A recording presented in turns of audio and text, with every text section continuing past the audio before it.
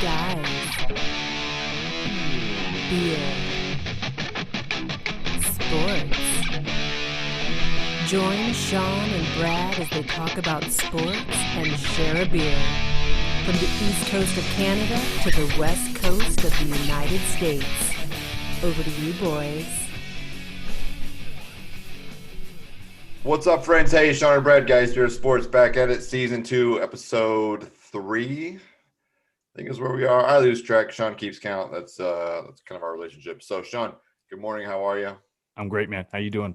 Doing well, man. You know what? I really missed the NCAA tournament. Last year with the pandemic and shutting down. I just I feel like I've met my first love after a long,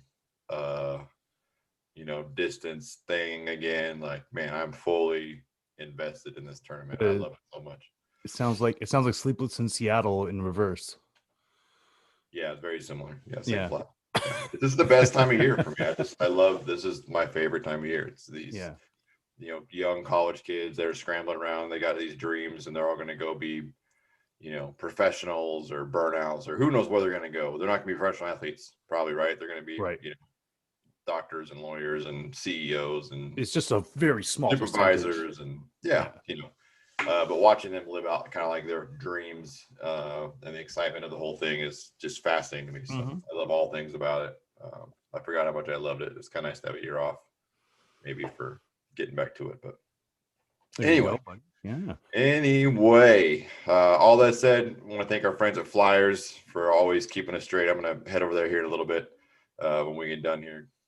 Pick up, another couple cans, porters, and get me a prime rib dip sandwich, come back, watch the basketball. So that's my agenda for the weekend. It's going to be high class over here. Nice. Well, I stopped into, so unfortunately we had a huge snowstorm. I was going to stop in. Usually Fridays I go into Old Biddy, see Chris, and he'll fix me up. But unfortunately that snowstorm, everything was shut down. I called him up. He's like, yeah, I'm not going into work. I don't blame you. But he doesn't open till noon. It's my only thing. Now, I ended up going to the liquor store. From the liquor store, I ended up getting this Garrison Tropical Blast Garrison Lil Juicy double IPA. Yeah, we can't see it because your vanity rings blocked. Yeah. Well, double. It's a Lil Juicy. Oh, actually, I'm sorry, I'm wrong. A Lil Juicy IPA, 6%, strong beer. It's got a little bit of fruit notes in there with a lot of hoppiness. Very good. Love it. Garrison. I've had a Garrison beers beforehand. We had the Milk Deja Mu. That was good. This is very good as well. And I'm not a really huge IPA fan. So thanks a lot, Garrison. Hey, Flyers. God, I guess the counter is restarted. Yep. Man. Would have been a good day, though. Would have been a good day. St. Patty's Day. Yeah. We make the best of it anyway. It's fine. Absolutely. We're not as quite as tied up as you guys are. So. So we have a very special guest coming on. Yeah. So this is Mark Brown. Mark Brown is also in the military as I am. We've known each other for a long time. And this guy is a phenomenal marathon runner. And his story is amazing. He competes for the military here, for the Canadian military. And I can't wait to bring him on and just talk to him. Also, avid hockey fan, so I'm sure we're going to have some great conversations on that. So without further ado, what do you say, Brad? We bring him on? Let's get him in. All right. Let's get the man in. There he is. Look at this poor guy. Hey, just waiting Mark. To be on Guys Beer Sports. How's it going? Hello. Good, buddy. Look at all your medals in the back there. That's fantastic. Do you know how many offhand you have hanging back there? A few dozen. Yeah. Maybe. Pretty impressive. Yeah, thank you. Yeah. So Mark is, I was just saying how you're this phenomenal long distance runner. Okay. I've known you for a while. This is going back, 12, 13 years ago when you were all jackered. You remember that? Lifting weights, hardcore. Yeah, when I first got in, I was probably like about 23, 24. Yeah. And you were just all, all muscly. It was just like one big muscle. One big muscle running around.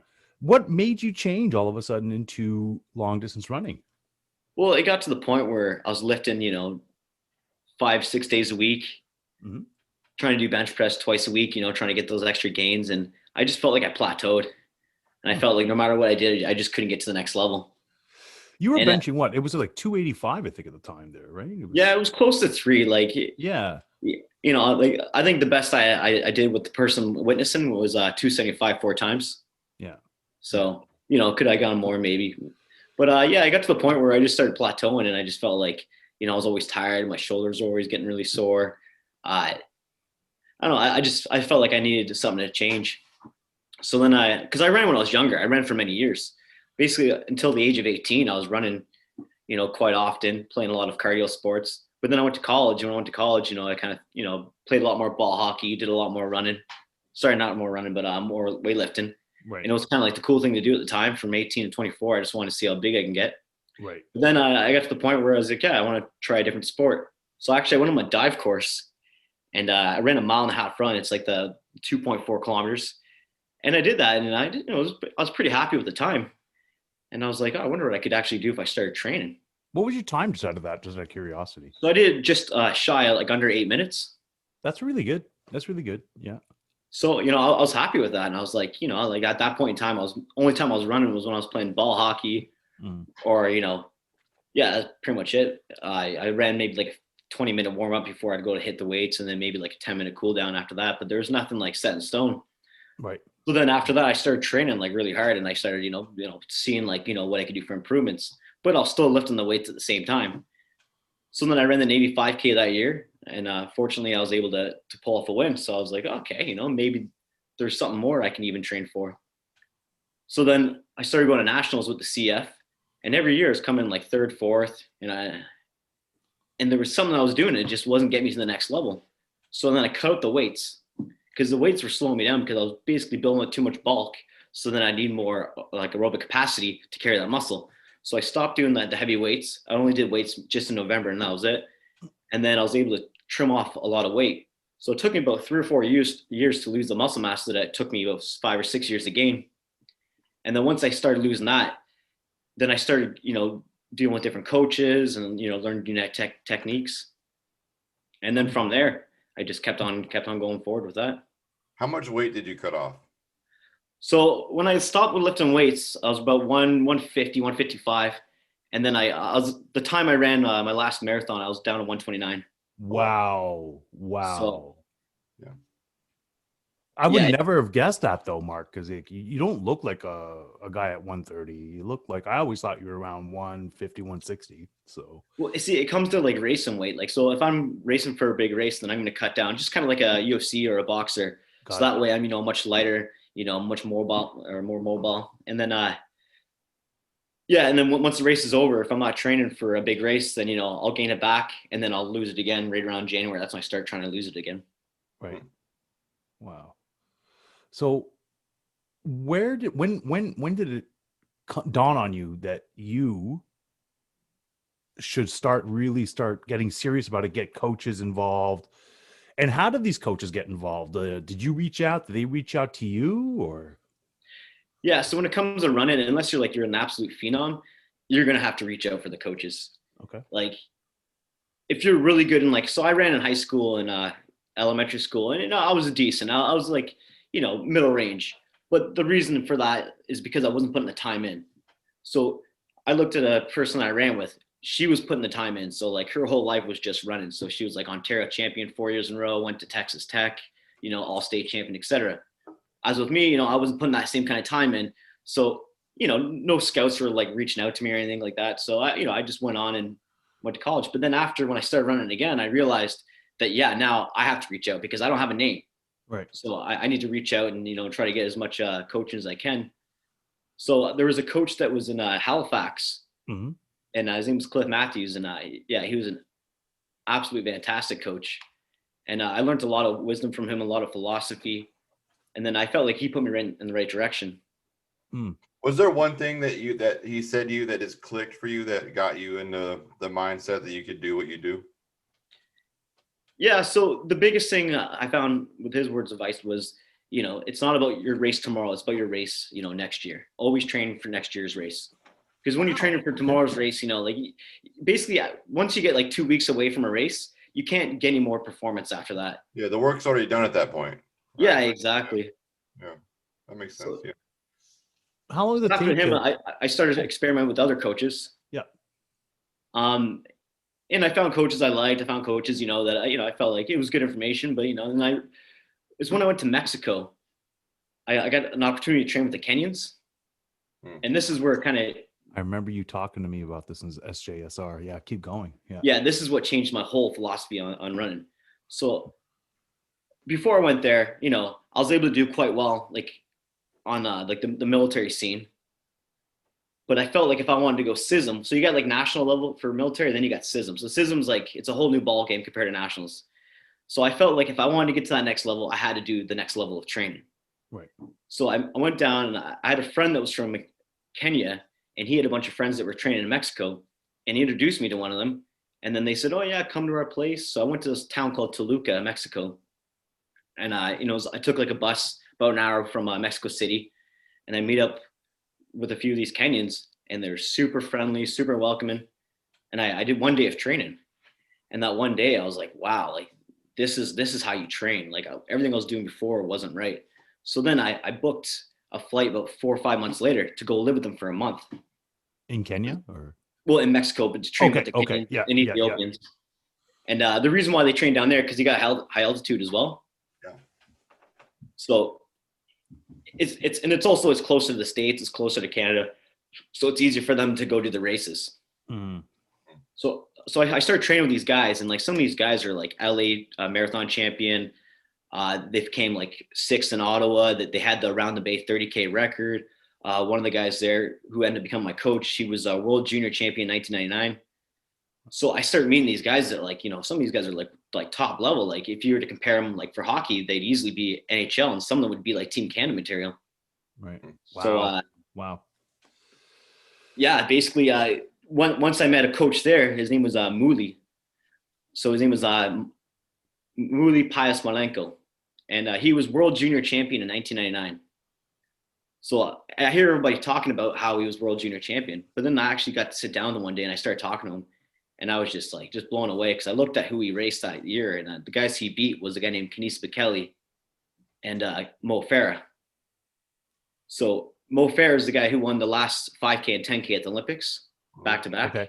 Yeah. He's known as the greatest European runner of all time. And then Kenice Bekele is known as the greatest track runner of all time, or at least one of them for sure. Hmm. And the fact that he beat these two guys is, for World Juniors in 99, I was like, okay, this guy knows like what you got to do to get to the top. Yeah. So I asked him, I was really nervous at first to ask him, but I was like, hey, do you think you could coach me? And he's like, oh yeah, I'd love to coach you. I remember all my plans for my Italian trainers, and I remember like exactly what I need to do. And he's like, I have no problem at all coaching you. So I used him as a coach, and he was able to take me to the next level and really help me. That's awesome, man. So Mark, one thing I do like about you, I remember when I said I wanted to get into running, and I had every intent to do that. I remember that was insane. Yeah. It never really panned out for me. Yeah, it never panned out for me. I tried, but I will tell you this: when I did do what you were telling me to do, I did get faster. Then after about 8 months, I said, "That's enough. This is a lot of work," and I'm not about to become Mark Brown here. It's yeah, well, like, so I do well on the military scene, but like if you were to put me like on a world class scene, like it's hard to compete, like at a world class level when you're doing a Navy and doing military. Yeah, but yeah, exactly. I mean, your time is split, right? So I mean, even the fact that you could reach some of the levels that you're reaching because you're a bosun as well, which is a hard sea trade. Oh yeah, lots of sea time. So that means you go to sea. So I'm certain, like whenever that you have a chance to train, you're taking this as seriously as possible. And out of that, I mean, how many races have you ran? Just out of curiosity, there, Mark. Probably over 100 for sure. Yeah, and how many have you finished top 10? I've done pretty much. I'd say a lot of them. The ones I'm not going to finish top 10 would be like your big ones, so like Ottawa and like Boston, right. Places like that. Yeah, just Boston. Have you run in Boston? I ran the Boston 10K. Yeah. Yeah. That was a good course. Yeah, it's really cool going to these big events because even like our top Canadians and the top Americans, they're not winning it. Like it's all Ethiopian, Kenyan. Now you've got other countries that are coming on the scene as well, like Rwanda, they're coming on the scene. Japan's always been on the scene. Yeah, like I wonder with some of their physiological things over there, like do Ethiopians have a better way of not developing that lactic acid when you're going for super long distances, you know, to just keep that endurance up and not have cramping and everything? Yeah, I think what it comes down to their philosophy. It comes down to like, so in Canada, you grow up and who do you want to be? You want to be like Wayne Gretzky, Mary Lemieux, Dougie Gilmore, etc. Well, in Ethiopia and Kenya, you grow up and you want to be, you know, like Kipchoge, you want to be Kenenisa Bekele. You know, and there was a runner in 64. He won the Olympics for, I think 60 and 64 for Ethiopia. And he won it with bare feet. So everyone else is, you know, running a marathon with shoes on. And this guy's running in, I think it was Tokyo Olympics in Rome, but he won both of them. And the first one he ran bare feet. And everyone was just so amazed. So this guy, all of a sudden, he becomes a household name in Ethiopia. And now everyone's like, I want to be like this guy. Right. And there was a guy in Mexico City Olympics, 68. His name was Kip Keino. And he won with bare feet too, I believe, for the 1500 meters. And then now he's a household name in Kenya. Right. So as generations go on, everyone wants to be just like these guys. That's unbelievable. And like, it's like the amount of focus they put into it and the amount of effort they put into it it's like far and beyond. Like for them, it's like running first, then playtime, you know, have fun later. So yeah, I mean, my experience with some of those cultures is that like the running is the competition. Like that's their sport. You know what I mean, like they hang their hat on who's the fastest and who can run the farthest, the quick, you know, all those things, right? I mean, that's just their, you know, that's their sport. And so it's not a surprise to watch them come here and dominate because there's such a pride in being fast. Yeah. So like to give you a really good stat in comparison. So Kenyans, so like the big thing for marathon is if you run under 210, then you're put in that like category of being a legend. So Kenya has like close to 500 runners that have ran 210 or under 210. Sorry. Ethiopia is probably close to 200. Not Tokyo, but Japan, they're about 100 and change. Canada's got 2, and I think America's got like 25 or something like that. As far as what runners that can run a marathon under 2 hours and 10 minutes. Wow. Yeah. So it wasn't until a couple years ago Canada was able to do that. There's a guy named Cam Levins who was like NCAA champion, you know, top Canadian runner for many, many years. And he was able to do it in Toronto and run 2:09 and change. Wow. What's the fastest you've ever run a marathon? Oh, so I'm not even close to their level, but the fast one I've run is 2:32. Yeah, that's still really fast. Yeah, that's fast. If I could ride a bike that far, that fast. All I remember in the middle of the heat, watching this guy in St. Jean-sur-Richelieu, who gets up to like with the humidex and everything, it's like 40 degrees Celsius, which is what? Got to be close to 100 degrees Fahrenheit. Well, I mean, you like double it and add 5, and that's close to Fahrenheit. Yeah. 85 degrees. 85. So here's this guy running on the track, full, just going. People are there trying to get in shape and everything. And here's Mark, like a gazelle, just going, right? And I'm just there going, how is he not feeling this heat? Like, it was unbelievable to watch. I was in Ghana actually about a year ago. And so we're waiting to get off the ship, me and my buddy, right? We're like, okay, we got to go for a run. So we're waiting to get off the ship. You know, things got busy. We didn't end up leaving the ship until like, I think it was 11 o'clock. And I'm like, oh no, we're going to be in trouble. Right. Because like when you want to run over there, you got to run first thing in the morning. Like basically as soon as the sun comes up, that's when you want to be out the door. Yeah. But we got out at 11 o'clock and we did 20K and it felt like it was like 100K. Every half an hour I had to drink like a Red Bull and drink like a, you know, big bottle of water. You start getting really dizzy. It was like probably close to like, it was easily over 40 degrees. Yeah, I'm certain. And then with the humidity, oh yeah. Oh. Even all the locals were like, hey, why are you running? You're crazy. Don't be running. When you know you're maybe a step far, right? Like that's on the crazy scale. Like you just have crossed the threshold when the locals were like, hey man, like, you know. Yeah, crazy or stupid. I don't know. Well, they're both the same. I don't think I'll do it again. Right? Like the difference between brave and stupid is that line also, right? Like that's the thing. Yeah. Very razor sharp line. I got to see a lot of Ghana, so I was pretty happy about that. Yeah, so that's cool. And you made it. So that's a cool story. Yeah. Like that's yeah, barely I made would like it. to say it's crazy, not stupid, because it was crazy to attempt it because you made it. Yeah, That's a great story now. it is. But that's why it's crazy is not a bad connotation. No. Stupid would be if you would have, hospitalized yourself halfway through the run. Then that was a stupid thing to do. But otherwise, it's wild. I'm telling you, it's because of all that training in Saint Jean. That's what it is. You're running in that heat, man. So it's just like, oh, okay, it's just a little bit hotter. You're deployed. I imagine you're on a boat, right? Because Sean said you're a seagoing kind of guy. So what do you do there? Do you just run laps around the top of the boat? You just find a spot and just make it work, or how does that go for you? Yeah, so it depends on what kind of ship you're on. Like the bigger the vessel, the more opportunity you can to run. Unfortunately, but fortunately, I got put on a boat that's really small, and so there's no way. You can't run around anything. Like it's basically a treadmill. Right. So every time I'm on the treadmill, it's like a roller coaster. Yeah. Because the smaller the boat, the more it's gonna rock. And Sure. Yeah, same thing with weights. That was tough. Same thing with the weights. It's like 300 pounds can become 500 real quick. Oh yeah. Well, it's good for hill training. That's it. You get to run up the hills and down the hills, which is because normally on a treadmill you can't go down; you can only go up, right? So this way, I get extra training in. Good like that, man. Imagine if treadmills did go downhill, like that'd be wild to think about, right? Like it just feels like a lawsuit. I'm sure they have the technology; they just don't want to take the responsibility. Well, I think they got a couple that can actually go down a little bit of an incline, but they can only go down so far. Yeah. But imagine if that little motor on the front was also on the back, and it could pitch you straight downhill, so you could just coast. But like, I feel like from a liability standpoint, like just no one's making that thing. No.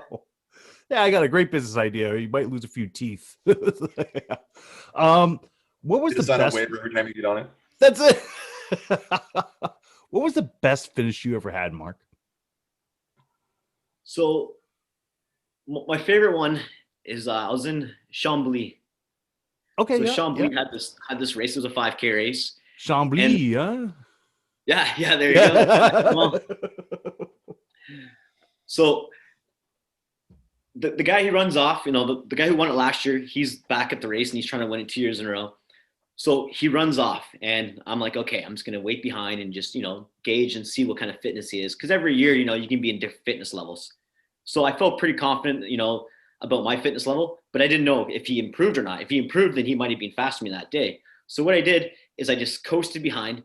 And then eventually he got to like 3 or 4K where he was like, okay, yeah, I've got this. And then there's this last corner where you turn. So you turn this last corner, it's about 200 meters. And as you turn that corner, there's people on each side and they're all yelling, screaming like, go, go, go. So he turns around the corner, but he doesn't realize that once he turned around the corner, I started sprinting. So now I get to the corner and he's only maybe like 10 meters in instead of being like, say, 200. So I eventually closed the gap the last kilometer. And he goes around that last corner and everyone's screaming like, go, go, go. But they're actually yelling like, he's behind you, he's behind you. But he doesn't realize I'm behind him. So he's booking it, just like, about to do his finish. And he puts his hands up like this. And then I run as fast as I can. And I just beat him literally by 0.1 of a second. Oh my God.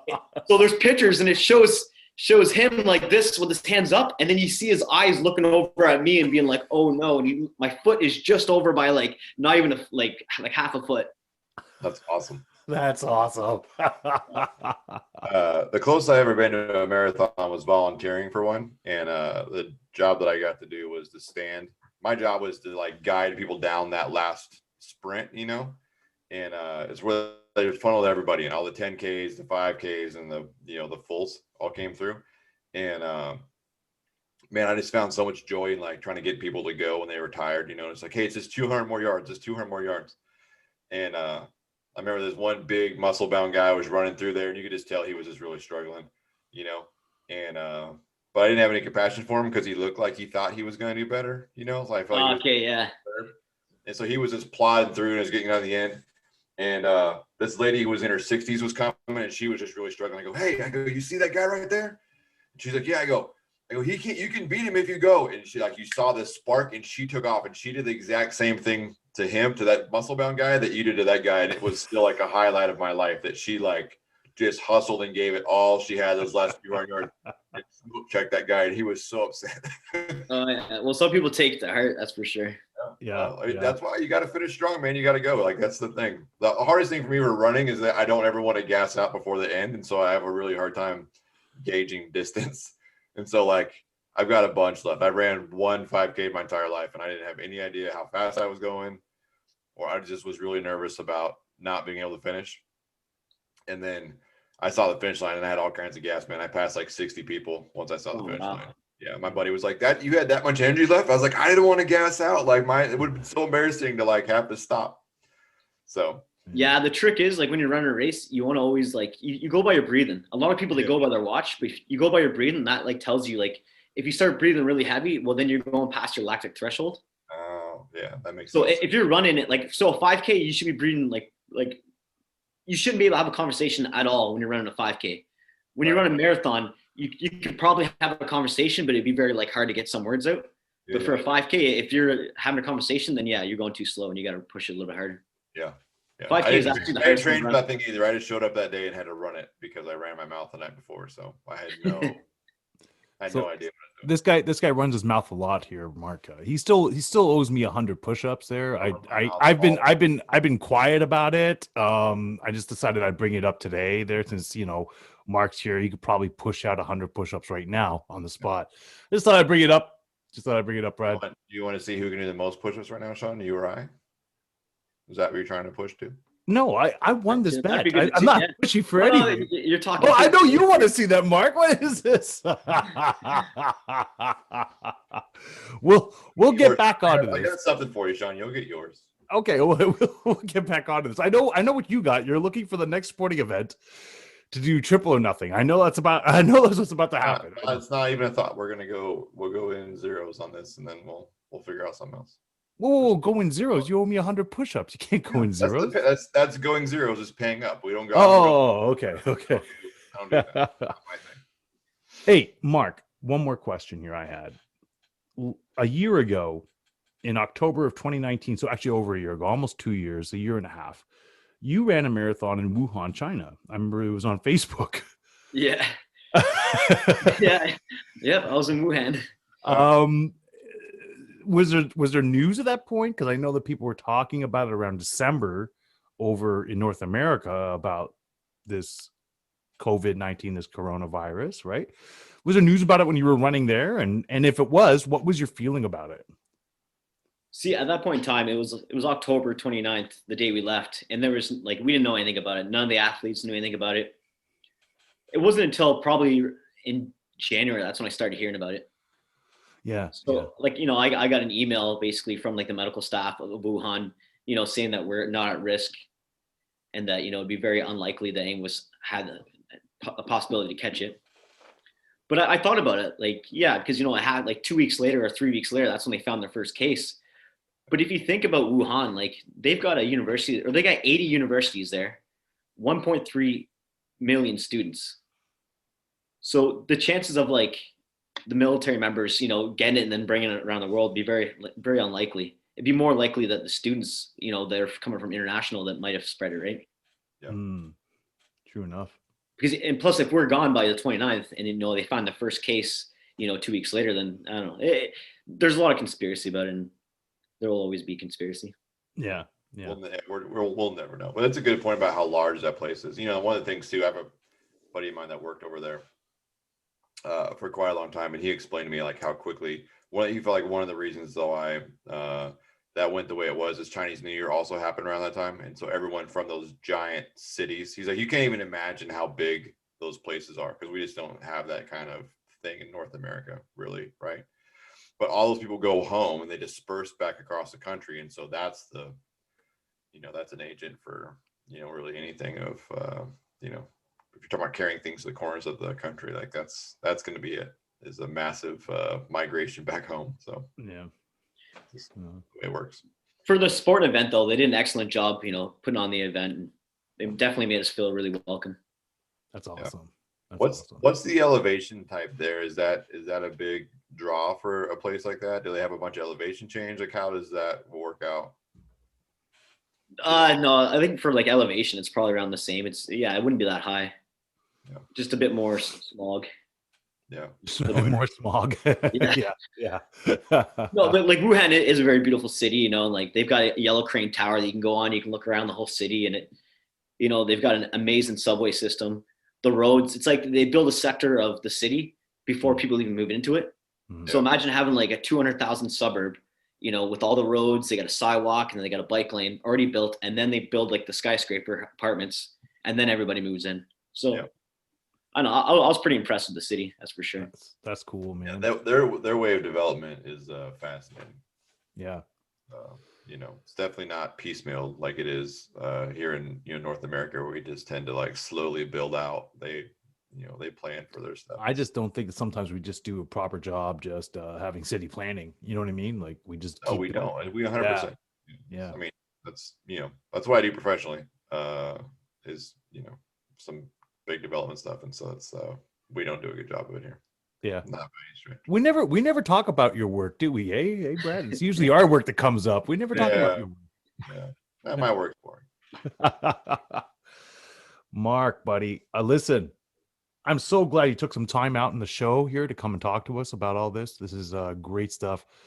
Hey, I know you wanted to talk some hockey, but Mark, okay, so Mark is an interesting sports fan, okay? He's one of the most interesting sports fan I know because he loves UFC, he loves his hockey, he loves his NBA.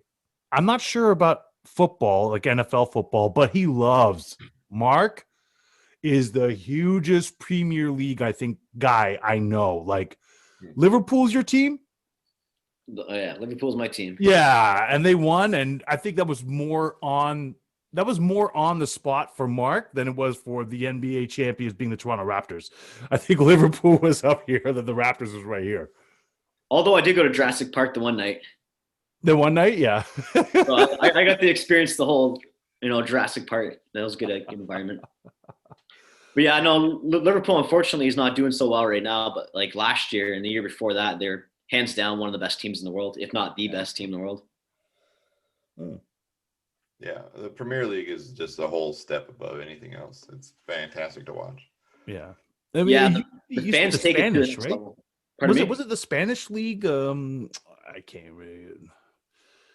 I can't remember what I can't tell you all the different. I know there's Bundesliga. I know there's for all Euro, right? For the Euro, but I can't remember what the Spanish league is called.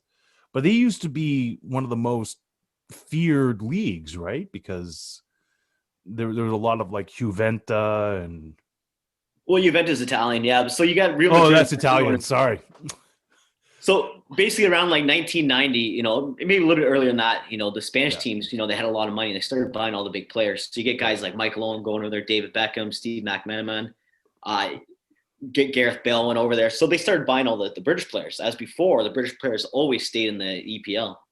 But then I think it was like 92, 93, they switched over to Barclays Premiership League. And then, so then you got like Manchester United becomes a big, massive team. Chelsea becomes a big team. Arsenal. Liverpool's always been a big team. Yeah. So they kind of like just like rode the waves. And then Man City also became a massive team. Right. So you've got two teams and maybe like 3 or 4 teams. Yeah, you got 2 teams that definitely dominate, Barcelona and Real Madrid in the Spanish. And then they got Atletico Madrid. Right. Atletico Madrid. That's right. There we go. Real Madrid. You're absolutely right. Yeah, there we go. Hey, question for you. And especially, well, I think all the leagues in soccer, right? You have to win so Football. many games. Okay. If you're talking about MLS, you call it soccer, but yeah. Okay, football. Anyways, No, I'm only messing. I know. Anyways, don't you have to win so many games in order to keep your position in the Premier League and stuff like that? Like, otherwise, you go down to the next tier. Yeah, so I think it's the top 2 or 3 teams for the Premier League. They get relegated. So they have to. Yeah, so they automatically stay. Yeah. So then, yeah, you get like the top 3. They'll go down. The top 3 will come back up. So you get like Premier. So you got the first division, second division, and third. So that third division, they could be a terrible team, and all of a sudden, next thing you know, a couple years later, they go to second and first, and then after that to the Barclays Premier League. I can't imagine running a league here in North America like that. You know what I mean? Where it's just like, you have to win so many. You couldn't. No way. Like now you're gonna lose your team. You're gonna lose your league, and you're gonna go down to the next league. Like, can you imagine like the Montreal Canadiens were playing in the QMJHL all of a sudden? It's like, that's the here's an beauty- example. That's the beauty of those historic soccer leagues, right? Is that or football leagues or where however it shakes apart is like they were built, and they built this giant fan base, and it all became normalized when you could do those things.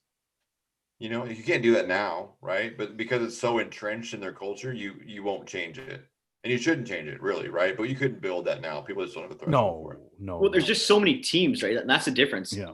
So like here you got like your AHL teams, OHL and NHL, but over there they've got like you got a town of like maybe 15, 20,000 people that would probably fill up a stadium of like 5 to 10. Right. Yeah. But then you got a team like Austin Villa and Birmingham City. So Birmingham, you know, at one time was like one of the biggest cities in the world, like about 100 years ago. And so they have these two big, massive teams called Austin Villa, Birmingham, and they're not even in the Premier League. So imagine having like the Montreal Canadiens, just like you're saying, or Toronto Maple Leafs playing in the AHL. Oh, Because they got relegated. Yeah, like it's crazy. Like these clubs, you know, they're like Birmingham, you know, it's probably the same size as Toronto. Yeah. And yeah, you got two massive teams there in the second division. how is Sunderland they'll staying fight in you. there? That's the thing that's always crazy about to me is like that particular fan base will fight you for. Oh, the soccer hooligans? Yeah. I think it's fascinating. I love it. I think it's great, and like I just I wish. I think Mark is a secret Man. soccer hooligan here. I think he is. What? I got a tattoo on my back. That's just because I like the team, though. You're a big is it? hooligan. You Just got- a very big supporter. Yeah. You go around singing. You never walk alone, and you have the scarf on and everything. Is that it? Yeah. I've been to quite a few matches, and they're definitely intense. You're not denying it. So you're not Can't ask him denying those kind it. of- Well, he's on the job, so you can't ask him those kind of questions. That's true. I have a cousin of mine who's a giant Raiders fan, and he has a Raiders tattoo that runs like it's his entire back. It's the entire emblem is like he's as big as I am. He's a big guy. He's probably 6'2", 6'3", 260, shoulder to shoulder, ass to neck, all black Raiders emblem. And Now they're in Vegas. but this says Raiders though, but he lives in Vegas now too, and he's like the happiest guy. Like he was There open you to go. talk about it. And we were in Kansas City for a Chiefs Raiders game, and we're the only people there that weren't Chiefs fans. And he was, running his mouth because I think this is in the early 2000s. And like they're just talking all this trash to him. Oh, you're just a fair weather, blah blah blah. And he just like pulls his shirt off, and it's December. It's like freezing cold outside. He's got that Raiders tattoo, and he's just screaming, and then no one else wanted anything. And I was like, man, this is close to hooliganship as we're ever going to be. Oh yeah. Oh, dude, do you remember in what the hell is it? It's called Lumen Field now, but what was it called before? Where the Seahawks played? Westfield. CenturyLink. And we were there last game of the season, 2013 Super Bowl run for the Seattle Seahawks. We're in that game. And so Mark, like I always would see the Incredible Hulk, dude. Like this is during Seattle's great big, when they were winning games and ready to Yeah, go what to was the Super Bowl. quarterback's name again? Something Owens. Russell Wilson? What? Russell Wilson. Yeah. Yeah. Anyways, there was this dude. And I remember Seattle, you're killing me. Seattle, it's not the coldest place, but it gets cold, right? And there's this dude, he would dress himself up all in green. He was pretty jacked, and he'd be the Incredible Hulk with a hard hat on, right? So the tickets we had were behind the Legion of Boom fans, right, Mark? Brad? Yep. Yeah. So here we are. And here's this dude. I got the chills. I'm freezing. I'm just not feeling well. Brad's like, yay. And there's this dude like 4 or 5 rows ahead of us there with no shirt on. He's the Incredible Hulk. I'm like, what in the... Yeah, he calls himself the Sea Hulk. It's just So what fans in the NFL are the biggest fans, would you say? Like Seahawks have to be passionate. the biggest. Seahawks have to be one of the biggest. Because I've heard like the Eagles are pretty big. They have a big fan. I mean, they're for a long time the Eagles had a jail at the stadium. I mean, they're rowdy fans. Bills Philadelphia. Mafia. Yeah, I mean they're like a Bills Mafia is not as intense as the Philadelphia Eagle fans are. No, I mean, They like Bills the party. Mafia. If you're They talking like about the party. like the Bills Mafia is up there. But you want to talk about? I mean, Yeah, but they're going through tables. They're going through tables. listen, in Philadelphia, they've thrown batteries and snowballs at Santa Claus. Oh man. What's a rough world to live in Philadelphia if you hate Santa Claus, during a football game. That's a rough. Yeah. But can you imagine a Ty Domi, or who was the other guy that just walked out to go start hitting fans, right? Like goes out into the thing. Oh, Terry O'Reilly. He took Buddy's shoe and started smacking him in the head with it. It's like, what? Terry O'Reilly was crazy. You see what he did back in Boston in '77? Oh, that was insane. Well, it's like the Malice of the Palace, right? The Pacers and the Detroit Pistons. I just happened to be watching that game live. I'm a giant Sonics fan. The Sonics were just having playing in the second game of that, and I was watching the end of that game. You know, and you've got Steven Jackson and Jermaine O'Neal openly fighting fans. You know, and it's a little bit different because they're just wearing tank tops and basketball shorts, right? And they're just manhandling people. Like one of my favorite basketball moments ever is Jermaine O'Neal just cleaning homeboy out on the baseline right there. I watch that video every year just because it just brings me joy. Man, I still have to say though, out of all the sports, I think hockey now, especially now that this week just happened, hockey's got to be the most dangerous sport to play. Like NFL football, they got. I'd say maybe UFC. UFC is dangerous too. Yeah, absolutely. But UFC, you do have rules like hockey, but hockey you actually have weapons. There's actual weapons. Well, you have a blind spot. You just saw that the other day where that homeboy got cleaned out, and now he's not going to be able to play for a couple of games because puck to the face. That's Taylor Hall. Puck to the face, and he was on the trade block. Go with the guy that got cleaned out against the boards on the blind side, and you're talking about that vicious hit there. Okay, so look already within this week. Yeah.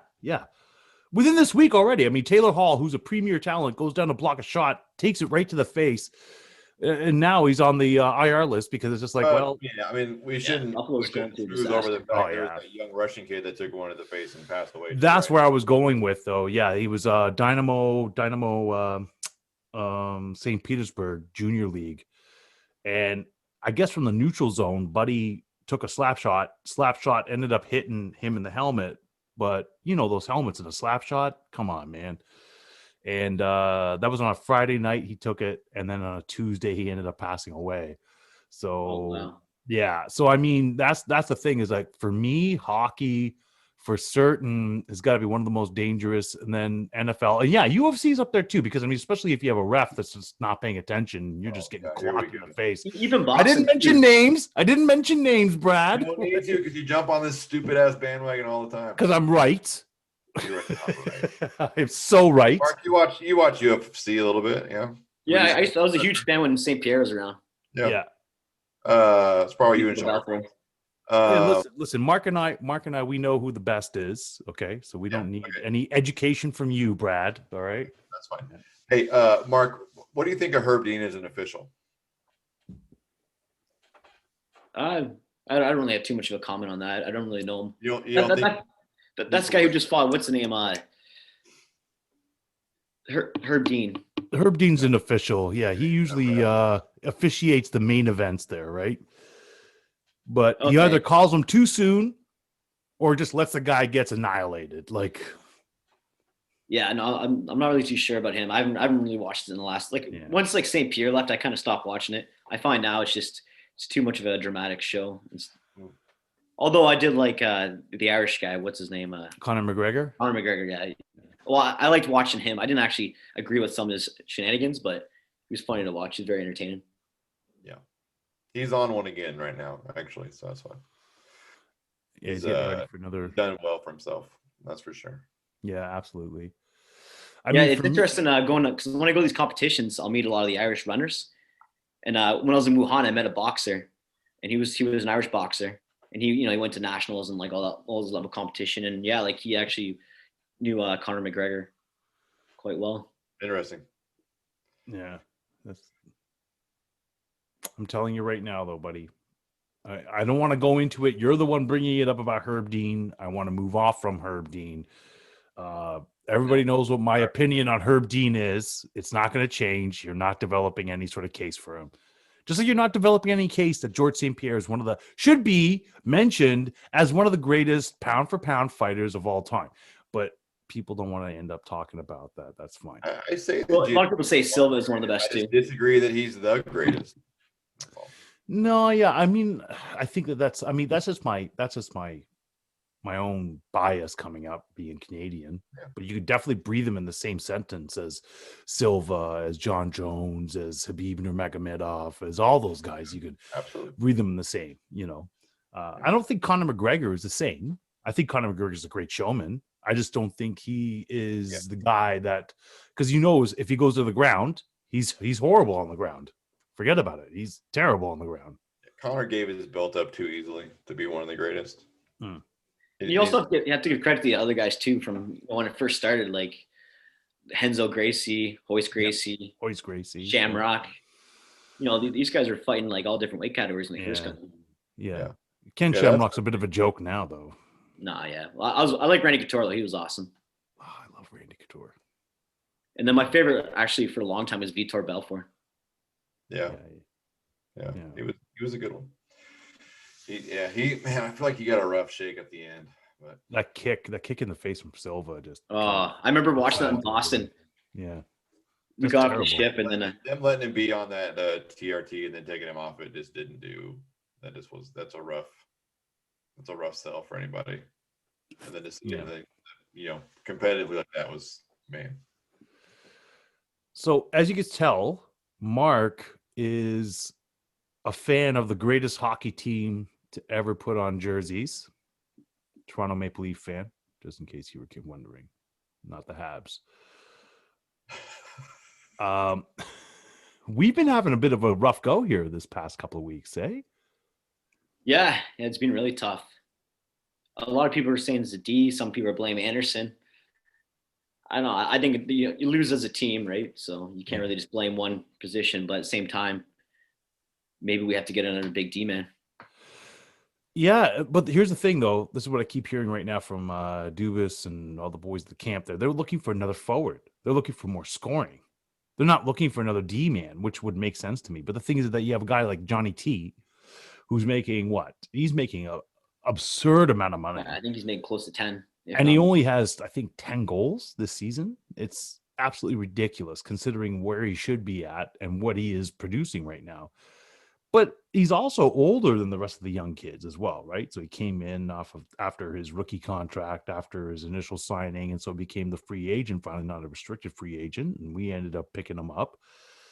And first couple of seasons were good, but this season just seems to be a little off. It's like, yeah, but we look at his points per game; he's not doing that bad. And like, you got to keep in mind, you got Austin Matthews and Mitch Marner, who are two absolute all-stars right now. So he's not getting the same kind of ice time that he would have got before. He's not getting the same kind of role.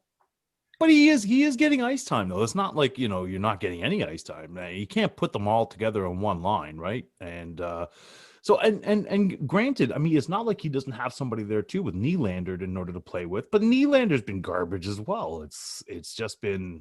He had a bit of a hot streak last week. He was doing well. Yeah. His trade value went up for sure. I think it might be time to pull that trigger. One of the things that is different this year for hockey is the way they're playing each other more than they have been. We saw it in baseball last year too. Because with familiarity breeds a little bit of decrease. Contempt. Well, yes, but you also are not preparing for. You're watching more film on the guys you're going to play than you would normally. You know what I mean? Because your opponent list has shrunk dramatically. And so you're not traveling, you're not playing 7, 8, 9 other different teams. You're just playing the same team over and over again. And so that tends to push down some performance levels for some guys for sure. I mean, yeah. My big thing right now. McDavid a couple times a year definitely doesn't help. Yeah. Yeah. Well, now it's like 8 times or something like that this season. So I mean, that's tough, and 10 times with the Habs and. Well, look at Tyson Barrie now. We got rid of him. Well, sorry, we didn't re-sign him, and he's one of the best in the league right now. I think he has the most points. I was surprised that we didn't re-sign him because it's just like those are the type of. But I guess he's an offensive defenseman. Well, so it's the money, right? We couldn't afford him. That's why we can't afford him. That's because we can't afford him because we ended up signing Nylander to that $7 million contract. Was just like, why are we even keeping this guy? You should have dealt him when you had the chance to deal him. No, let's sign him. And then we are stuck with Mitch Marner and then a huge contract with John Tavares. And then you have to sign Austin Matthews, who's got to be one of the best talents the Leafs have ever had. So, it's going to come back to bite you in the butt. It's like, Yeah, we did get lucky with some good signings. Though we got Joe Thornton, Simmons. These guys are really passionate. They're from Toronto. So yeah, I was down on Thornton at the beginning. Down. Yeah. yeah, and the guy's A a 5-minute legend. ran on him. The guy's the ultimate morale for the change room. Absolutely. I think everybody plays a lot better when he is in uniform, for sure. Absolutely. I mean, that sort of leadership, you can't buy it, right? And none of those other guys, like Johnny T wasn't exactly a natural born leader, and Austin Matthews is too young to be that.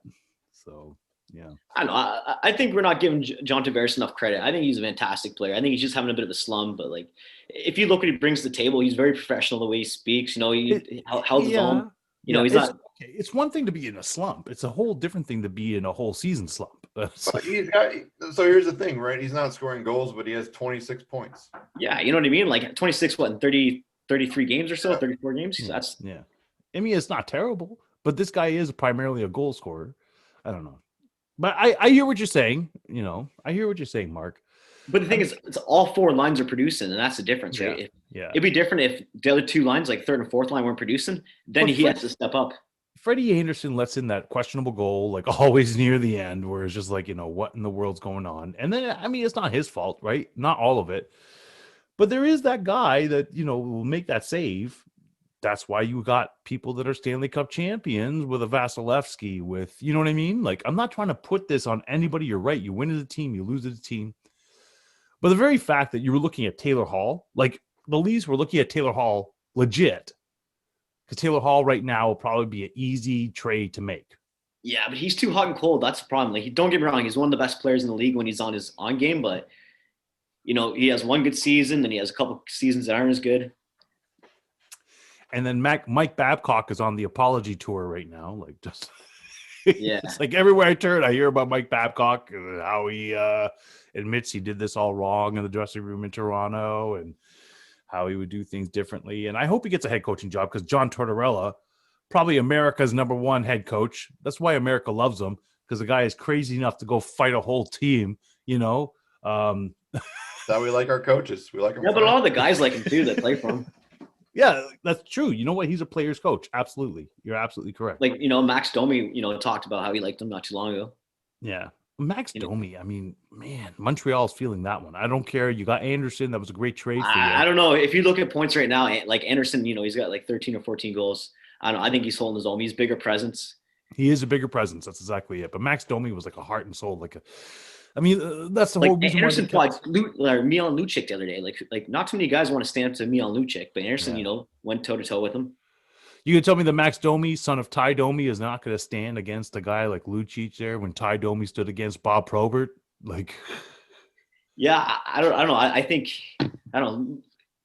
Max is definitely not like his father. Like he's got more skill, that's for sure. And I don't think he has the same kind of hands. He can definitely fight. Like we've seen his fights, he's good. But I don't know. Lucic's in a different category. So Brad, imagine if you will, a man being 6'4", coming up, known as an enforcer. And then you are known as an enforcer, but you're like the Wolverine. You're like under 6. You got to be like 5'9", 5'10". And you're taking this fight with this guy. And the thing is that it's usually, if you look at the amount of times they fought, it's about even keel for the amount of wins and losses for those, That's what we're talking about. And that's another thing. Yeah, but it should be that way. It shouldn't matter what your size is when you're fighting somebody. No. Like, just the move. But right now, I'll let you know, this is the good thing that's happened with the leagues, with the realignment, the amount of playing that's happening. Fighting is up in the league. And I think fighting is up is because they've seen these guys now. Like, this is game 7, and you're playing 3 games in a row against this team. Waiting for the playoffs, man. The playoffs are going to be wild. Oh, we're going to hate each other. I mean, you see it all. I mean, we saw a little bit even in baseball, right? Like in the series, like it started getting real chippy. Game 3, game 4.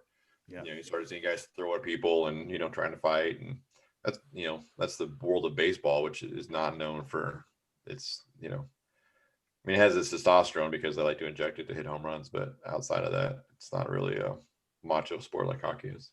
And see, the great thing about the fighters now is like you got guys that can also score like 20 goals a year, and they're also fighting. As before, they Tom Wilson, big, massive guys that could just throw, and that was it. Yeah. It's so much more well-rounded now. I remember Gino Ojic. Oh, yeah. Do you remember Gino Kelly Ojic? Chase.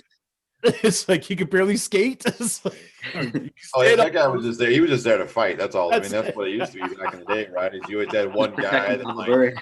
you rarely even had to stick with him. You're like, that guy is just there to fight. Like that's all. He's not even making an attempt to be a hockey player. He's just wanting to fight somebody. That's all. Dave Semenko, just like, oh, Dave's on the ice. Uh-oh.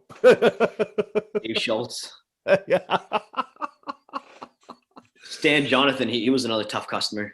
Oh my gosh. But that's the thing is that, you know, like Tom Wilson and Reese out in Vegas. But Reese can score. Oh, no, yeah, Revo.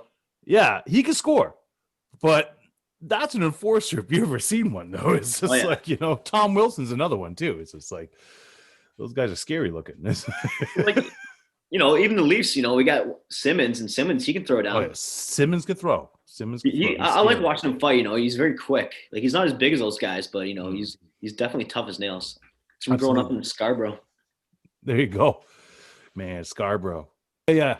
I mean, I remember hanging out in Scarborough, and you know, yeah, it's a nice enough city, but it can be scary at times too. It's you got nice places too, like Rouge Hill's quite nice. Yeah, and the Bluffs.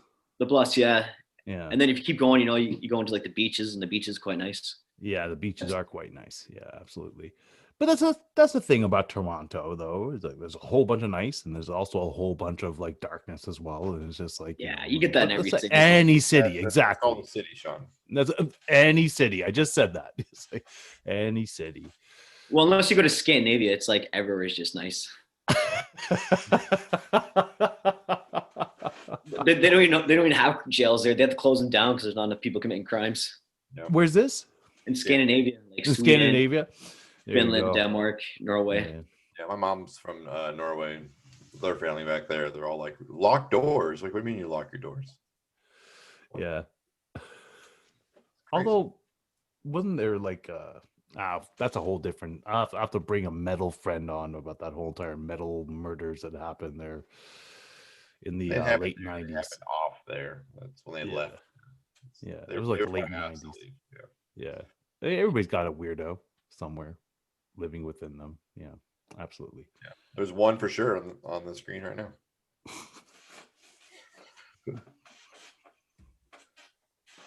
Oh my gosh, Brad. Anyways. All right.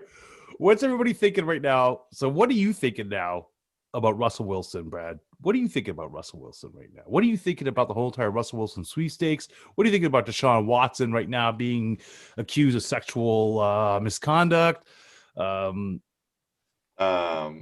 I feel the same about Russell Wilson that I felt about him when this whole thing started. So I didn't think they would trade him. I think it was feasible. I think that I think he'll play this year and they'll trade him next year. I think that's the move. For Deshaun Watson, I don't know what to think about that. That's one of the craziest stories that I can recall is, a player being disgruntled and wanting to be traded out. And then, all of a sudden there's all these accusations that are coming to light. And I don't know if you saw the press conference. Yeah, he vehemently denied it. Yeah. Well, I mean, the lawyer for the defendants or for the accusers anyway, also comes out and he makes this grandstanding thing about how he lives in the same street as the McNair family, but he doesn't know Hal McNair or Kyle McNair or whatever his name is, and people are just kind of wondering why he made such a big to-do about not knowing his name when they clearly run in the same circles and they know each other. So who knows what? There's always conspiracies, and it's fascinating to watch because there's no football. But it's fascinating to watch because it's like, I think it's the flavor, right? So you just said you're never going to play for this team. This team's got problems. Then all of a sudden, it's an attack on his character now, and it's like, ooh. Well, and I want to stop short of saying that he's innocent because we don't. I can't say that. But it also wouldn't be surprised if it was found to be later that it was, some silliness behind the scenes. So I don't know what to make of it. It's all very WWF to me, is what it feels like. Yeah. I mean, what better way to get out of a contract? That's all I can think of. You know what I mean? What better way? Yeah, maybe. I hadn't thought of it from that angle, but maybe. I don't know. I thought what better way than to kill a trade market, but You could kill a trade market that way as well. Yeah. Then what? He's stuck playing for you in Houston, but how could he be stuck playing for you if he's in jail? yeah, I don't know. It'll be something to watch unfold. It's gonna be. There was Right. a lot of movement. There was a lot of movement during free agency yesterday, though. I saw that. Yeah, it's been it's fascinating to watch. I've been so sidetracked watching the NCAA tournament. Basketball's college basketball has got its own problems, and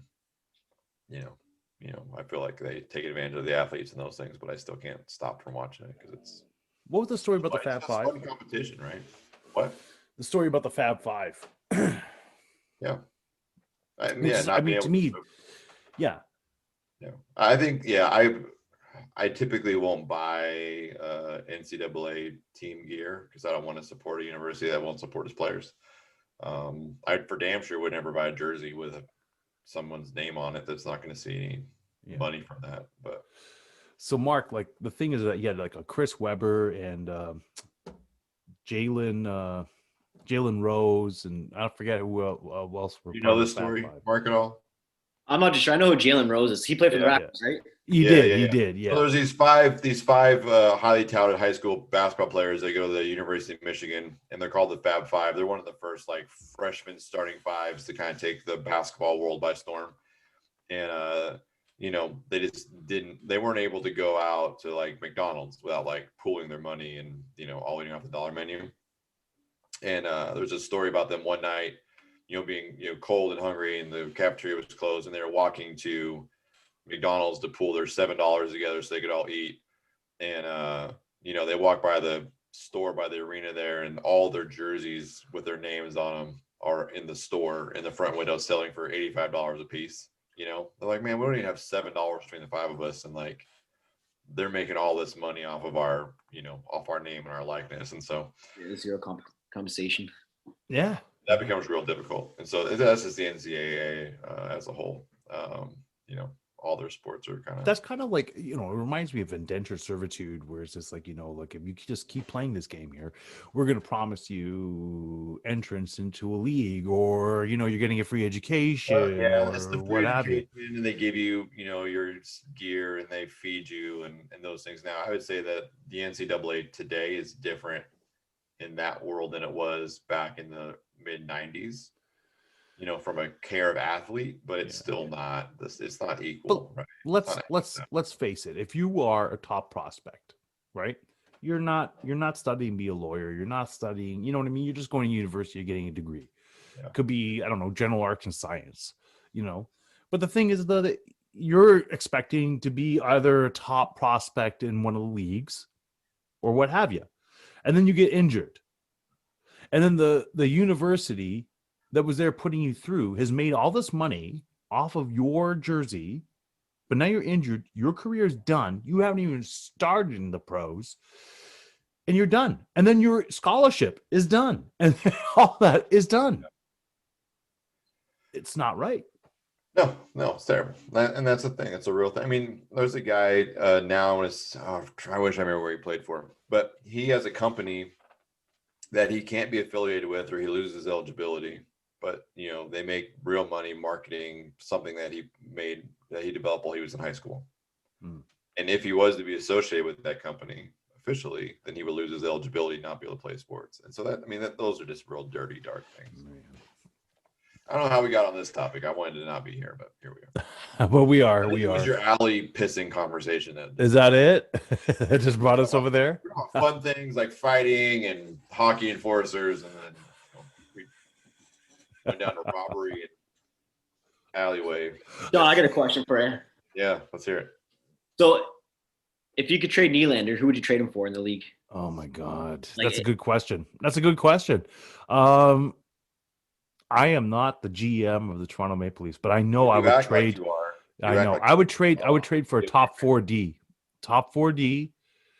that's not afraid to get down and block some shots. We don't need another offensive defenseman. We have enough.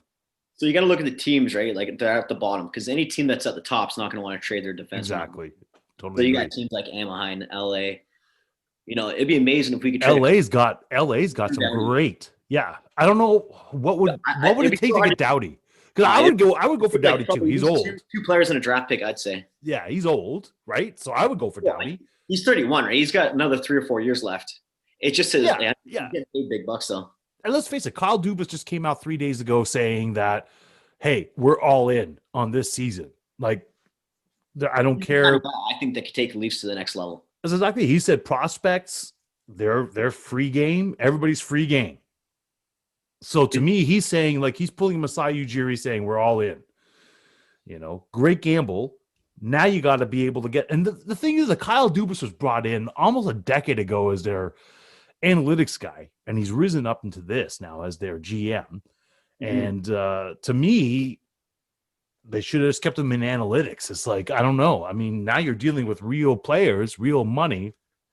You've put us in a situation, but you're right. If I were to trade Nylander, it would have to be Nylander and somebody else, and probably a draft pick in order to get Drew Doughty, because Drew Doughty is still an amazing defenseman.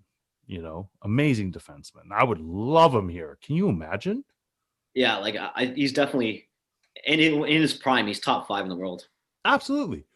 Absolutely. You know, I mean, we have Morgan Riley, who I think is also a top tier defenseman as well. Oh, yeah, definitely. It's just unfortunate that You really should be talking about upgrading your goalkeeper. Freddie Anderson is not the problem. Give away a goalkeeper right now. No one's going to give away. Goalkeeper's going to be too hard to get. Yeah. Like, you're not going to get Carey Price, and you're not going to get anybody that's like worth anything. You have to go out and sign them over the off season. Let's face it. Montreal was smart in order to sign what's his face there from St. Louis. Oh yeah,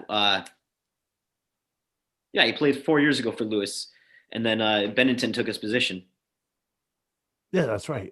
Elliott? No, not Elliott. No, not Elliott.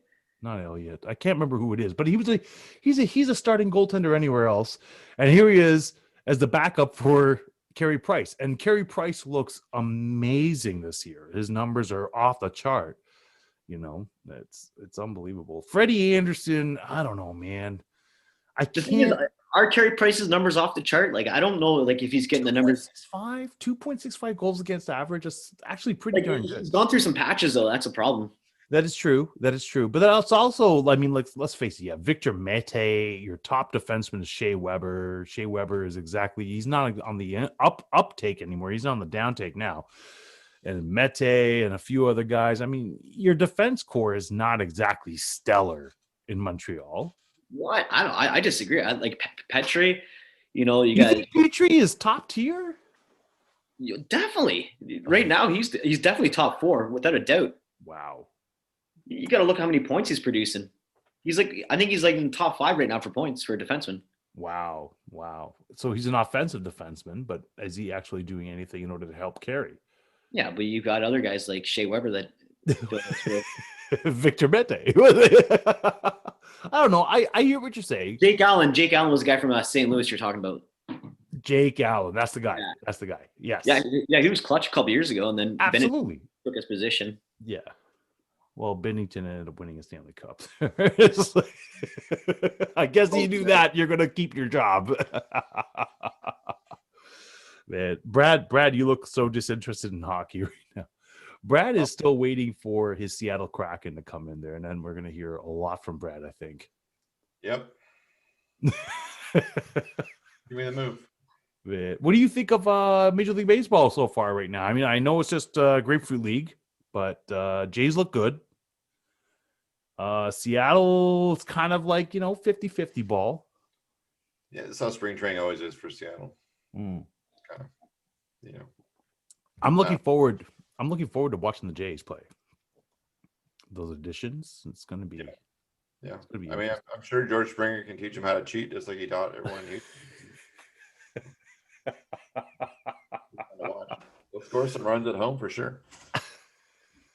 So, are you guys big baseball fans? I mean, yeah, I enjoy it. Yeah, I enjoy. So I remember like 4 years ago going to Toronto, and like the Jays had all this hype. All the games are selling out. What's happened to them? Like, how come they're not that team anymore? Well, that's because when they kind of so. Did they go all in last season? They went in 2015, 2016, right? So why can't I think of his name? It's not Shapiro who's running things now. It's why can't I think of his name right now? The GM Anthopoulos. So now Anthopoulos is now in Atlanta. So he's doing the exact same thing he's doing in Atlanta, what he did with the Jays, right? But he went all in. He went all in. He ended up making some good trades and some not so good trades. Like one of the not so good trades was trading Noah Syndergaard and Travis d'Arnaud in order to get Knuckleball Boy there. I can't think of the knuckleballer right now. He won the Cy Young that year, though. And then all of a sudden his ERA went up to 4 as soon as he came up to Toronto. We also ended up signing third baseman who's now in Atlanta, and actually he was in Cleveland for a quick minute there, Josh Donaldson. And Troy Tulowitzki we ended up getting, and we ended up going in pretty hard for David Price. So we ended up having a team that on paper looked great, right? But then we hit KC, and KC the year before had the same lineup that they had that year. They went all the way to the World Series and ended up losing it. So when they ended up coming in and playing the Jays, and especially when they had the better record, and Kansas City, their field is not conducive to what the Blue Jays were able to do. So the Blue Jays was a home run hitting club, but you're hitting in a home run hitting park, right? Like Skydome, whatever you want to call it, Rogers Center, whatever you want to call it. That's a home run. That's a home run's dream, right? Like think about Jose Canseco being one of the first guys to hit the Hard Rock Cafe and smack that thing there. 2 people were having sex, and all of a sudden, bang, boom, bang. You know what I mean? It's like, yeah. So then everybody were able to see these guys having sex in their Hard Rock Cafe hotel room. Anyways, though, Jose Canseco hits it up there. It's like, way to go. But the thing is that that's a home run hitting park. And you go into KC in a very limited time period of games, and KC, that is more of a base hitting park, right? And that's what you were looking at was Moustakas, what's his face that played center field over there that ended up going over to San Diego for like a couple of moments. There's a lot of guys that were able to get good contact on the ball as opposed to hitting the ball, and they had enough pitchers that within their thing. And then when they faced Cleveland was smart. Man, Cleveland was smart. They went out and picked up Andrew Miller. They picked up all these mid relievers and end reliever guys, because then they were playing the analytical game where there were masters at it. It was just like 6 innings. So I don't want you to see this guy again. Now we're going to put in Andrew Miller, or we're going to put in this guy in order to shut you down, So the Jays tried playing that last year. We ended up coming in. We didn't have the pitching prospects that we do. But let's face it, we built up pretty darn good in order to get into a postseason, overnight. And I think that we have the right people in place. We just need another couple of pitchers, and I think we're looking at a juggernaut team.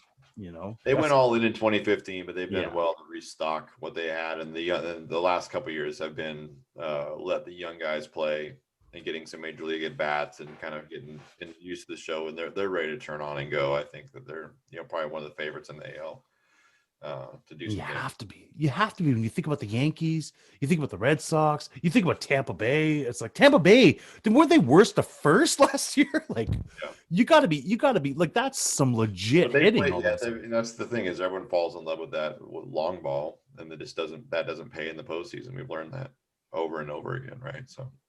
Jay's learned that. How long does it take a team to rebuild? Like in hockey, you're looking at like 5-6 years. Yeah, it's the same. It's the same for Major League Baseball, really. Chemistry is so important in baseball, just like it is in hockey, right? You can't just put together like in basketball. You can kind of, you can get one good guy. But you can put in guys that are talented and they don't get along, and that doesn't necessarily matter as much on the court. Yeah, very similar in football. In baseball and hockey, chemistry really matters with the team and just kind of how it goes. And because there's so much flow and rhythm to the game, and everyone has to be not only doing their job, but they have to be in like on the same wave as the rest of the team, right? And so, it's a couple of years really to build a strong contender for baseball. The jumps they make are big, right? Like you're seeing San Diego make a big jump. Tampa Bay's made a big jump going from perennial bottom feeders up. But it's because if you look at their roster, they've all been together 4 or 5 years. That's it. Now they're starting to see the fruit, So that's it. Yeah. I mean, it makes the game so beautiful, right? But also like really hard to track if it's not something you grew up watching or paying attention to. Those are very hard. It's so funny, right? because you're talking about hockey, you're talking about basketball. Like basketball, you could be instantaneous though with one player, and yeah, you have the right things, right coaching, everything like that. But hockey, baseball, it could take time to develop them. The only place where I could see where things can just take off in a hot second there is NFL. If you get the number 1 draft pick with a few little signings. Well, the number 1 draft pick rarely turns it around for teams, but I get what you're saying. Are you excited because Mitchell Trubisky is going to be a Buffalo Bear? Oh, get out of here. I knew you could have. If you didn't mention that, I would have been actually very disappointed. How dare you? And yeah, how dare you? What in the world? Second overall pick in the draft not too long ago now, playing quarterback for your team. You should be excited. Yeah. So no, we have our quarterback, Josh Allen. Mitchell Trubisky is a great backup, okay? Great backup. So Mark, Mitchell Trubisky. He's terrible. Mark, Mitchell Trubisky was drafted number 2 back in 2018 draft, I want to say. Am I right? The 2018 draft. Yeah. He was drafted the same. Patrick Mahomes and Deshaun Watson. Yeah, same draft class as Patrick Mahomes and Deshaun Watson. This guy didn't know how to break a huddle. This guy doesn't know how to read things. You know what I mean? Like he was like the absolute worst quarterback I've ever seen in a top 5 draft, besides Ryan Leaf. So if you compared him to hockey, would he be like Yakupov? Yes. Oh my God. Yes. That's exactly what he would be. He'd be Neil Yakupov. So, all right, now I understand. Trubisky did not start a lot of Division I college football games. He did not go to a Division I powerhouse school. Those should have been 2 red flags to start with. He had a fantastic workout. And then everyone just fell in love with him. And like his reputation, like they played it well. He made himself millions of dollars by playing a really fantastic game for 3 months. Hey. Like Alexander Dag, remember him? Yep. Oh my God, dude. There's just those guys, right? Where like they have like something that shows up in a workout that all the scouts fall in love with, and coaches buy in, and then like it spirals out of control, and everyone just has to have this new shiny thing, and then the game's live and they suck. And like there's no way around it. NHL, you got maybe 1 or 2 that they get it wrong, right? Maybe I don't know. I'd say it's a bit more than that. It's probably a bit more than that. You know what? Every sport can get it wrong. That's the problem with the draft is that you're giving an organization that can't put together a winning roster, and you're letting them decide who talent is. Like that's difficult, right? Like especially if your business practice is just to keep just throwing money at it. Think about it if you're hungry, right? And like just say that your diet always is garbage and you're hungry, like you result back to garbage. But if you're really hungry and like you're in a hurry, you'll just grab whatever shows up first, right? Whatever catches your eye. That's what it ends up being. That's what a lot of these draft picks end up. That's why you see these great stories that guys drafted in late rounds or come in as, unheralded free agents that put work in and really get somewhere. Like Russell Wilson, buddy. Russell Wilson. Russell Wilson's one of them. And you're looking to get rid of him. No, I don't think that's true at all. I don't think that Seattle is at all interested in getting rid of him. They would have done it with the Bears. With the contract's done, you're not signing him back. Not after this. Who knows? I don't know. Yeah, that's true. Who knows? They might be, Seattle might be looking at a full reset, right? You look at Russell Wilson, John Schneider, and Pete Carroll's all contracts are all up at the same time. So if you're an organization that full reset, why wouldn't you just do it then? Yeah, I get rid of Pete Carroll and heartbeat. Yeah. So. Okay. All right. So. Okay. I think this is it, bud? Yeah, I think Mark, it was wonderful to talk to you. Thanks for your time. We enjoyed hearing about just your mindset and what you've been able to do running wise. It's been good to let you open up some shots for me to take a shot to. I appreciate the opportunity. Yeah, no problem. Yeah, I've been a big fan of you guys for a while. Once you guys got started. So. Well, thanks. We'd love to have you back on. We talk some more about things. I want to get more into like your. Actual like why you're running and what your mindset kind of ends up being, and just those kinds of things too. So come back soon and let's talk. Maybe in the playoffs, come back. Remember hockey, come back in because I'll be more locked in for playoffs. Playoffs are hockey for me. I'm usually in. right now. Oh, Mark, you're definitely coming in the playoffs because I know the Leafs are going to make it, and we're probably playing the Habs in the first round. So you're definitely coming in the playoffs so early, and we're going to talk again. We'll go into some more about your running there because, dude, that's amazing. Yeah. I'm always impressed about that stuff. Mark, you've been great. Thank you so much. I know that sometimes we get into NFL talk. It's like, we lose people, but it's no different than when you were talking about the English Premier League, and I was just trying to hang with you there, but obviously I got it completely wrong. It's all good. Hey, thank you so much for coming out there today, though, my friend. All right, we'll be talking soon. Yeah, sounds good. Thanks for having me. Yep, absolutely. All right. So this is episode 3 in the book, my friend. 3 in the books. Basketball games are starting. I'm gonna go get some things going, order some food from Flyers, enjoy a good day of good old-fashioned couch surfing. So until next time, kids, be good or be good at it. Righto. You've listened to the podcast, but now it's time to visit us in our virtual sports bar. Get all of our info at guysbeersports.com, where you can find all the ways to connect with us. Watch for live conversations with Brad and Sean that happen throughout the week, and join in with your favorite local beer. You can share your thoughts in the conversation comments with your own uploaded videos, or even join us as a guest live commentator. The GBS Virtual Sports Bar is open for business. Come on in, boys and girls.